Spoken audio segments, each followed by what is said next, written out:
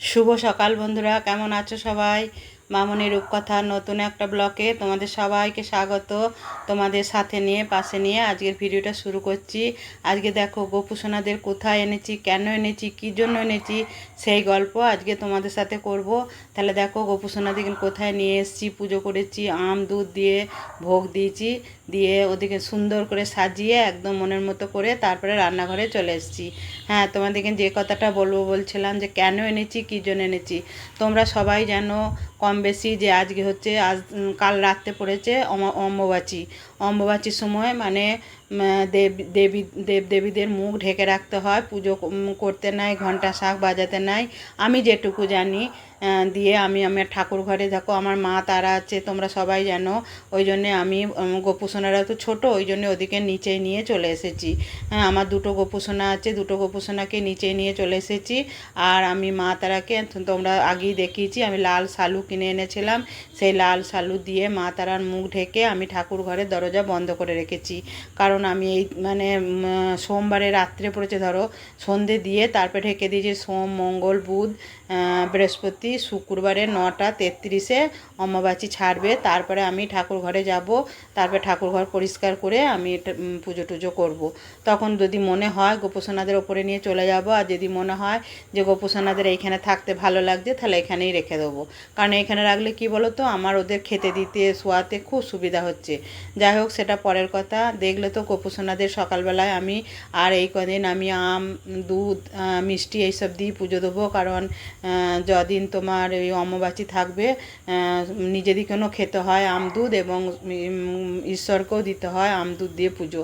ঈশ্বর বলতে আমার এখন গোপুসোনারা। তারপরে দেখো আজকে আমি রান্না করছি বেসন বড়ি আলু দিয়ে পোস্ত। তারপরে দেখলো আলুর মধ্যে একটা চুল ছিল, প্রচণ্ড ঘৃণার জিনিস একটা। ওই চুলটা দেখলে না আমার যেন সে খাবার সময় যদি মনে পড়ে যায় আমি আর একটা ভাত খেতে পারবো না। তাহলে দেখো আমি কিভাবে বেসন বড়ি পোস্তটা বানাচ্ছি তোমরা দেখো। আর এখন এই 4 দিন আমরা নিরামিষই খাবো, মাছ মাংস ডিম কিছু খাবো না। তাহলে আমার পোস্তটা হয়ে গেছে। কিন্তু আজকে তোমাদেরকে এইটুকু দেখে আর হয়তো কিছু দেখাতে পারবো নাকি জানি না রান্নার। কারণ আজকে আমার ফ্রিজটা বাগানো হয়ে গেছে, এটা ফ্রিজটা আসছে, এবারে ফ্রিজটা এলে এখানটা বাগিয়ে গুছিয়ে রাখতে হবে, আমার এখন অনেক কাজ আছে। ওই জন্য আমি রান্নাটা খুব তাড়াতাড়ি করছি। তবে তোমাদের বলে দিচ্ছি, আজকে এই বেসন বড়ি পোস্ত, আর তোমার করব তোমার লেবু দিয়ে মুগের ডাল, আর করব তোমার উচ্ছে ভাজা। এই হবে আজকে রান্না। সব রান্নাটা তোমাদের দেখাতে পারবো না, তবে পোস্তটা কিভাবে রান্না করলাম সেটা তোমরা এইভাবে মানে বেসন বড়ি পোস্ত করে খাবে, ভীষণ ভালো লাগে। আবার যারা আলু খাও না, শুধু বেসন বড়ি পোস্ত করে খাবে, দেখবে ভীষণ ভালো লাগে। তবে বেসনটাকে কী বলো তো, অনেকক্ষণ ধরে ফাটতে হবে, ভিজিয়ে রাখতে হবে। হ্যাঁ, তাহলে দেখবে বেসনগুলো খুব ফুলো ফুলো হবে আর নরম। দেখো রাতের ডিনার বানাতে চলে এসেছি। এটা ছানা পনির, ছানা ক্যাপসিকাম গাজর দিয়ে একটা তরকারি করেছি। হাজবেন্ডের জন্য বাটিতে তুলে রেখেছি একটু মিষ্টি ছাড়া, আর আয়ের জন্য এই যে আলু ভাজা হবে, কেটে রেখেছি, নুন জলে ভিজিয়ে রেখেছি, আর আটাটাও মেখে ঢাকা দিয়ে রেখেছি। আর দেখো আমার ফ্রিজটা চলে এসছে, তোমরা দেখো। যার জন্য এত কষ্ট পেয়েছি সেদিন আমি তা ভালো করে পরিষ্কার করে মুছে আমি ফ্রিজটা 5টার সময়, বৈকাল 5টায় চালিয়েছি। একটু একটু বরফ হয়েছে এবং প্রচণ্ড ঠান্ডা হয়ে গেছে। তারপরে দেখো গোপুসোনাদের এইখানে রেখেছি। সন্ধেবেলাতেও আমি সন্ধে দিয়েছি, জল মিষ্টি দিয়েছি। তারপরে দেখো ঘরের চারিদিক ক্লিন করে পরিষ্কার করে তারপরে একটু রেস্ট নেবো, দিয়ে খাওয়ার সময় রুটিগুলো বানাবো। দেখো সন্ধ্যেবেলা আবার তোমাদের কাছে চলে এসেছি। সারাদিন আসতে পারিনি, সকাল থেকে আজকেও খুব ব্যস্ত। তোমরা হয়তো বলবে যে আমি সব সময় বলি ব্যস্ত, সত্যিই আমি ব্যস্ত মানুষ গো। মানে আমার মতো ব্যস্ত আর আমার মতো চিন্তিত মানুষ বোধহয় পৃথিবীতে নাই। দিয়ে তোমার রান্না করতে করতেই আজকে ফ্রিজটা এলো, জানো তো। এবারে যেদিন ফ্রিজটা চলে যায় না সেদিন আমার খুব কষ্ট হয়েছিল, জানো তো। যখন ফ্রিজটাকে মানে সেই মোটর ভ্যানে তুলে সেই বেঁধে নিয়ে যাচ্ছে, মনে হচ্ছে যেন সেই মেয়েকে শ্বশুরবাড়ি পাঠালে যেমন মায়ের কষ্ট হয়, ঠিক সেই রকম যেন আমার কষ্ট হচ্ছে। ঘরের একটা অতিথি আমার বাইরে চলে যাচ্ছে, দিয়ে আমি সেদিন খুব সারাদিন আমার চোখ দিয়ে জল বেরিয়েছে। আমি খুব কান্না করেছি সেদিনে, আমার খুব কষ্ট হয়েছে। আমার ফ্রিজে জল খেতে পাবো না বা ফ্রিজে কিছু রাখতে পারবো না তার জন্য নয়, আমার ফ্রিজটা নিয়ে গেছে বলে আমার ভীষণ কষ্ট হয়েছিল, জানো তো। যে যাই হোক, আজকে বাগিয়ে সব বরফ টরফ করে দেখিয়ে আজকে ওই 12টা এরকম সময় ফ্রিজটাকে দিয়ে গেল। তারপরে বললো 5 ঘন্টা পুরো রেস্ট রাখতে, দিয়ে বৈকাল 5টার সময় ফ্রিজটা চালানো হয়েছে। তা বরফ হয়েছে, অল্প অল্প বরফ হয়েছে আর ঠান্ডাও হয়েছে। যাই হোক দেখা যাক কি হয়। আমার এই নতুন ফ্রিজ, আমি এই 3 বছর 8 দিন হলো আমার ইয়েটা মানে ওর যে তোমার ওই ওয়ারেন্টিটা দেয়, মানে ইয়ের নয়, তোমার ওই কী বলো ওটাকে, কম্প্রেসারটা নয়, অন্য সব মানে পার্টসের, সেটা 8 দিন হলো শেষ হয়েছে, তারপরেই আমার এরকম হলো।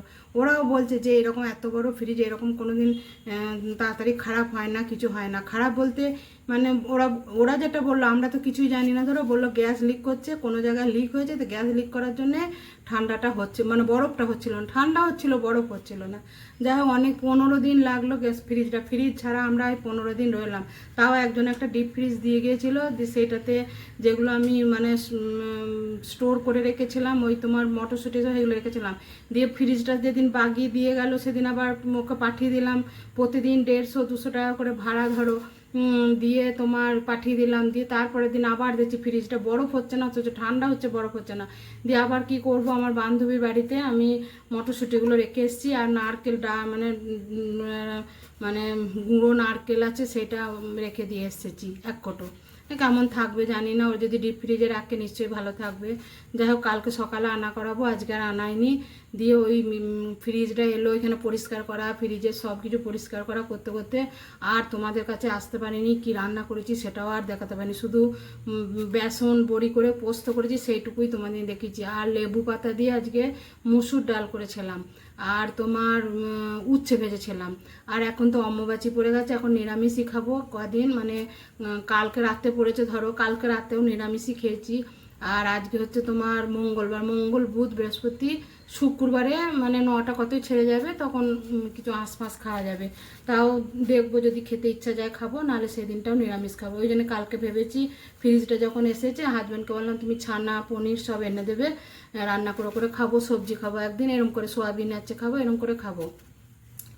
দিয়ে তোমার এসব করে তারপরে দুপুরে খাওয়া দাওয়া করে একটু রেস্ট নিলাম। আর তোমাদের মানে লেবু পাতা দিয়ে ডাল করে খাবে, মুগ ডাল বলো মসুর ডাল বলো, দারুণ লাগে একদম। ওই যে লেবু পাতার একটা সুন্দর গন্ধ, লেবুর থেকেও ভালো লাগে। আর আমি একটু লেবুর রসও গেলে দিয়েছিলাম, আমার বেশ ভালো লাগছিল খেতে, টক টক করা বেশ, আর গন্ধটা কি সুন্দর, তোমাদের কি বলবো, দারুণ লাগলো। দিয়ে খেলাম। আর আজকে তো অম্বুবাচী, ওপর থেকে আমার গোপুসোনাদের নামিয়ে নিয়ে চলে এসেছি।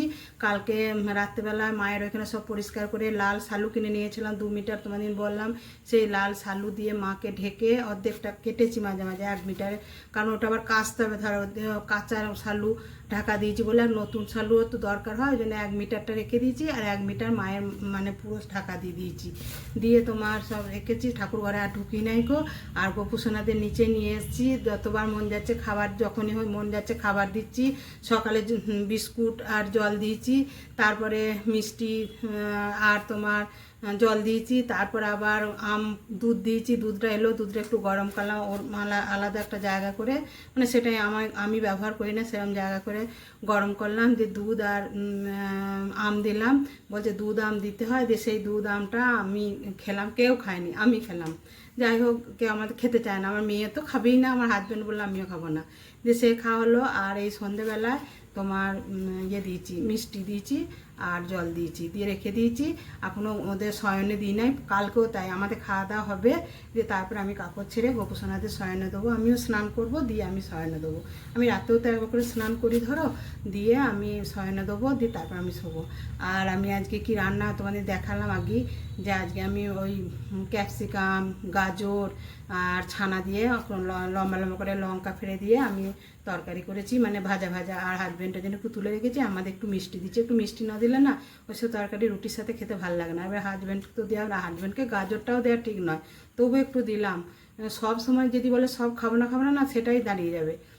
দিয়ে ওই জন্য দিলাম। আমাদের একটা ডাক্তার বলেছিল যে সপ্তাহে একদিনও মানে একটা কোনো খাবার বাদ দেবে না, সপ্তাহে একদিনও দেবে, সেই হিসেবে আমি দিলাম। দিয়ে তোমার আটাটা মেখে এলাম। আর রায় তোমার ওসব তরকারি খাবে না, দিয়ে রায়ের জন্য আমি আলু ভাজা কেটে নুন জলে ভিজিয়ে রেখে দিয়ে এসেছি। দিয়ে একটু বসি, একটু মোবাইল দেখি, দিয়ে তারপরে রুটিটা করব। কারণ রুটিটা গরম গরম না হলে না খেতে ভালো লাগে না। আমি না মানে রুটি করে রেখে খেতে একদম পারি না। ওই তোমার করব আর পাতে দেবো, সবাই খাবে, সেইটাই আমার ভালো লাগে। দিয়ে তারপরে গা হাত ধোবো, তারপরে রান্নাঘর পরিষ্কার করবো, গোপু সোনাদের স্নান করবো, গোপু সোনাদের শয়নে দেবো, দিয়ে তারপরে তো রাত্রে শোয়ার কথা হবে। তাহলে চলো, আর সন্ধ্যেবেলাও একবার করে একটু করে এক্সারসাইজ করি, দেখি একটু যদি পারি এক্সারসাইজ করি। হাজবেন্ড তো ওই ঘরটা এসি চলেছিল, সব খুলে দিয়েছে, আর ঘর একদম সে গরম পড়া হয়ে গেছে। নাহলে এসি চললে ঘর কতক্ষণ ঠান্ডা থাকে বলো তো, আর কি গুমসুনি গরম। একটু বৃষ্টি হয়ে গেল, এত গরম করছে, তোমাদের কি বলবো, ফ্যান চালিয়ে তোমাদের সাথে কথা বলছি, তাহলে কতটা গরম করছে বলো তো। কিন্তু কি বলবো, বলতে গেলে এখনই রাগারাগি করবে। আমি তাও বলি তুমি খুলো না, তুমি এই ঘরটা খুলে আমার অসুবিধা হয় না, কারণ এই ঘরে এসির কোনো, ওই ঘরটা এসি চলে আর খুলে দিয়েছে। যাই হোক চলো, তাহলে এবার তোমার একটু পরে রুটিটা করব। আর এখন বাজে তোমার 8:45। মেয়ে মাত্র ফোন করেছিল, রায় একটু অনেক দূরে পড়তে যায়, দিয়ে সেখানে রায়কে আনতে গেছে, দিয়ে আমাকে বলছে মা আমার খিদে পেয়েছিল, আমি চপ কিনে খাচ্ছি। আমি যে ভালো করছিস, খা, খিদে পেতেই পারে, কখন ভাত খেয়েছে। ধর আজকে সকাল সকাল সবারই খাওয়া হয়ে গেছে, কারণ রান্না হয়ে গিয়েছিলো, তারপরে ফ্রিজ জানে সব পরিষ্কার করে বসে থেকে আর কি করবো, ওই জন্য খাওয়া দাওয়া করে নিয়েছিলাম। দিয়ে তারপরে তোমার একটু পরেই আসবে মেয়ে, যদি ও শিখে নেয় আমি বেলে দেবো, শিখে নেবে, নাহলে আমিই করে নেবো। আমি ওকে দোকান থেকে আসে তো আমি বলি না যে করতে, দেখো ওরও তো কষ্ট হয় বলো। আর সন্তান দিকে মা যদি না দেখে কে দেবে বলো তো, সন্তানের কষ্ট হলে তো মায়েরই কষ্ট হয়। কিন্তু কোনো সন্তান বোঝে, কোনো সন্তান বোঝে না। একটা সন্তান যদি একটু ফোন করতে দেরি করে, একটা সন্তান যদি ফোনটা করি না ধরে না, তখন মায়ের ভেতরটা না মানে ছটফট ছটফট করে, জানো তো, যারা মা তারা নিশ্চয়ই জানবে।